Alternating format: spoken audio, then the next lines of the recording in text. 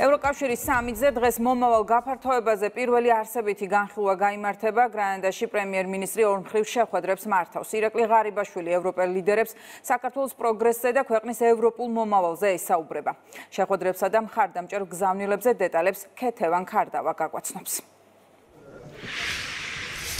ევროკომისიის ანალიტიკური ანგარიშის გამოქვეყნებამდე ერთი თვით ადრე საქართველოს პრემიერ-მინისტრი გრანადაში სამიტზე შეხვდა ევროკომისიის პრეზიდენტს ურსულა ფონ დერ ლაიენს და ისაუბრა დეტალურად იმ პუნქტების შესრულების პროცესზე, რაც იყო წინაპირობა, რათა საქართველოს დაეკმაყოფილებინა, ვინაიდან როგორც ბრიუსელში ითქვა გასულ წელს, როდესაც ქვეყანა დარჩა სტატუსის გარეშე, 12 რეკომენდაციას და მათ სრულად დაკმაყოფილებას უნდა მოხვეს კანდიდატის სტატუსი.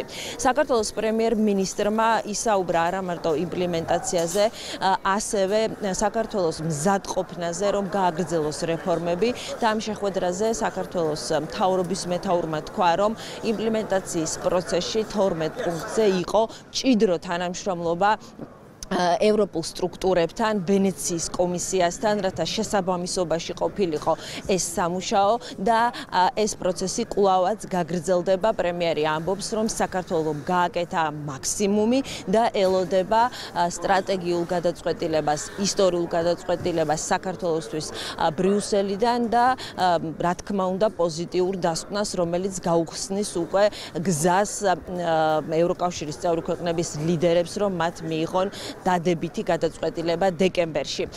ჩვენ ყოველთვის ვამბობთ განსაკუთრებით ამ ბოლო პერიოდში, რომ საქართველოს სჭირდება 27 ძლიერი ხმა, რათა მიიღოს კანდიდატის სტატუსი, კონსენსუსით იღებენ გადაწყვეტილებებს ამ ორგანიზაციაში, ამიტომ ყველა ქვეყანასთან საუბარი იმაზე თუ რა მოლოდინი აქვს საქართველოს და რა მნიშვნელობა აქვს თითოეული მოქალაქისთვის კანდიდატის სტატუსს აქვს გადამწყვეტი დატვირთვა და განსაკუთრებით ახლა, როდესაც უკვე მოდის გასაჯაროების დრო ანალიტიკური ანგარიშის. საქართველოს პრემიერ-მინისტრი ამ თემებზე ესაუბრა საბერძნეთის პრემიერს, იყო საუბარი იმაზე, თუ როგორ შეუძლია საბერძნეთს მხარი დაუჭიროს საქართველოს პრაქტიკულ და პოლიტიკურ დონეზე. ასევე იყო საუბარი 12 რეკომენდაციაზე, საქართველოს მიერ გაწეულ საქმიანობაზე და მთავარ მიზანზე, რომ კანდიდატის სტატუსი არ არის ბოლო გაჩერება და საქართველო ითხოვს უკვე შემდეგ გაწევრიანებას ორგანიზაციაში.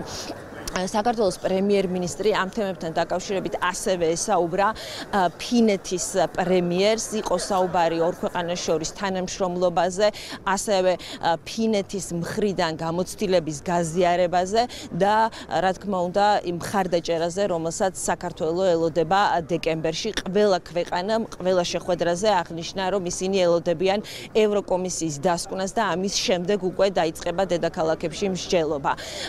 ამ დროისათვის არის ცნობილი, რომ ანალიტიკური ანგარიშის ძირითადი ნაწილი უკვე მზად არის და ახლა თანხმდება ის დასკვნითი ნაწილი, სარეკომენდაციო ნაწილი ანალიტიკური ანგარიშის, რომელიც 10 ქვეყანას ეხება და საქართველო არის პირველად ამ ანგარიში, ვინაიდან ჩვენმა ქვეყანამ გასულ წელს მიიღო ევროპული პერსპექტივა. ასევე იყო საუბარი რეგიონალურ უსაფრთხოებაზე, შავი ზღვის უსაფრთხოებაზე ბულგარეთის პრემიერ-მინისტრთან, სადაც საქართველოსა და ბულგარეთს როგორც ევროკავშირისა და ნატოს წევრ სახელმწიფოს საერთო ინტერესები აქვს. ასევე 12 რეკომენდაცია იყო ერთ-ერთი მთავარი თემა და როგორც გითხრეს, ბულგარეთი მხარს უჭერს საქართველოს ევროინტეგრაციას, ღია კარის პოლიტიკას, შემდგომ გაფართოებას, ელოდება კომისიის დასკვნას, რათა შემდეგ საპასუხო ნაბიჯი გადადგას დანარჩენ სახელმწიფოებთან ერთად. იყო საუბარი ასევე სლოვენიის პრემიერ-მინისტრთან. სლოვენია გახდა გაეროში უშიშროების საბჭოს არა მუდმივი წევრი, მიულოცა საქართველოს პრემიერმა სლოვენიას ეს პოზიცია და ასევე მხარდაჭერის იმედი გამოთქვა ყველა ქვეყნის პრემიერ-მინისტრსა და პრეზიდენტს. საქართველოს პრემიერმა მადლობა გადაუხადა გვერდში დგომისთვის, კონკრეტულად, როდესაც საქმე ეხება საქართველოს ტერიტორიულ მთლიანობას, კონფლიქტებს, დეოკუპაციის საკითხში ევროკავშირის და ნატოს სახელმწიფოების გვერდში დგომას და დეოკუპაციის აუცილებელ მშენებლობას მშვიდობიანი გზით გაუსვა ხაზი. საქართველოს პრემიერ-მინისტრმა ასევე გამართა შეხვედრა სერბეთის პრეზიდენტთან. გუშინ გრანადაში სამიტზე იყო რამდენიმე დისკუსია, მათგან ერთ-ერთი მნიშვნელოვანი იყო უსაფრთხოების თემაზე, რომელშიც საქართველოს პრემიერ-მინისტრმა მიიღო მონაწილეობა და ისაუბრა რეგიონალურ უსაფრთხოებაზე, საქართველოს როლზე, რომ შეუძლია მას წვლილი შეიტანოს რეგიონალური უსაფრთხოების უზრუნველყოფაში და საკუთარ თავზე ეს პასუხისმგებლობა აიღოს. ამ დისკუსიას თანათავმჯდომარეობდა საბერძნეთის პრემიერ-მინისტრი, მონაწილეობდა ჯოზეფ ბორელი, ევროკავშირის უმაღლესი წარმომადგენელი საგარეო პოლიტიკისა და უსაფრთხოების საკითხებში, ასევე ლიეტუვას პრეზიდენტი, ლატვიის პრემიერ-მინისტრი, შვეიცარიის და კვიპროსის პრეზიდენტები. საქართველოს მთავრობის მეთაური ამბობს, რომ მას აქვს იმედი ევროპის მხარდაჭერის, ვინაიდან ეს იქნება ყველაზე სწორი გადაწყვეტილება და სწორი ნაბიჯი, რაც შეიძლება ამ გეოპოლიტიკურ სიტუაციაში მიიღოს ევროკავშირმა. ყველა ევროპელი ლიდერისგან მივიღე დასტური იმის თაობაზე, რომ ისინი მხარს დაუჭერენ საქართველოსთვის კანდიდატის სტატუსის მინიჭებას. ასევე უთხარი, რომ თუ სტატუსი ქვეყანა არ მიიღებს, ეს იქნება აბსოლუტურად გაუგებარი. ეს იქნება შეურაცხყოფა ჩვენი ქართველი ხალხის, ეს იქნება დაუმსახურებელი, ასე ვთქვათ, მორიგი მცდელობა, რომ ქვეყანა არ ვიცი, ან დაჩაგრონ, უსამართლოდ მოექცნენ და მოეპყრან, ეს იქნება აბსოლუტურად მიუღებელი და რაც თავარია ბოლო მესეჯი, რაც მე მათ უთხარი, რომ ეს იქნება პირდაპირ გზავნილი, თუნდაც იგივე რუსეთისთვის და სხვა ქვეყნების, ზოგადად რეგიონისთვის, ან იგივე იმ ქვეყნების, რომლებიც ცდილობენ, რომ დაახლოვდნენ ევროკავშირთან, ჩვენს მიმართ. ძალიან მკაფიოდ გამოვიდნენ ქვეყნები, ევროპული ქვეყნები და მკაფიოდ დაგვიჭირეს მხარი, რომ არ შეიძლება იმ შეცდომის გამეორება, რომელიც ჩარშან დაუშვეს. არ შეიძლება გაყოფა.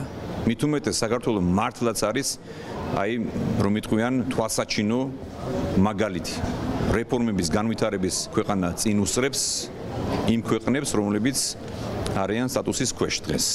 უფრო მეტიც, ბევრი მიმართულებით ჩვენ უკვე მოქმედ ევროკავშირის წევრებსაც კი ვუსწრებთ ჩვენი მიღწევები. ჩვენ ვიზიარებთ, რომ